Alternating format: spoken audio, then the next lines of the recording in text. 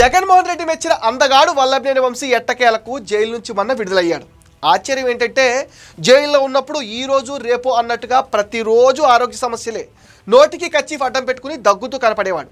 2 రోజులకు ఒకసారి తప్పనిసరిగా హాస్పిటల్కి వెళ్ళేవాడు. కండిషన్ చాలా సీరియస్ అన్నట్టుగా బిల్డప్ ఇచ్చేవాడు. మొన్న జైలు నుంచి బయటకు వచ్చేటప్పుడు మాత్రం ఎక్కడా అలాంటి ఆరోగ్య సమస్యలు అయితే కనిపించలేదు. దగ్గు కూడా లేదు.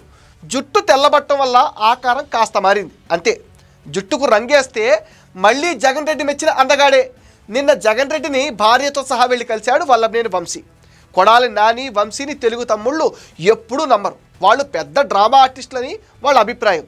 నిజంగానే వాళ్ళ యాక్షన్స్ కూడా అలానే ఉంటాయి. ఇక ఇప్పుడు వంశీ ఏం చేస్తాడో చూడాలి.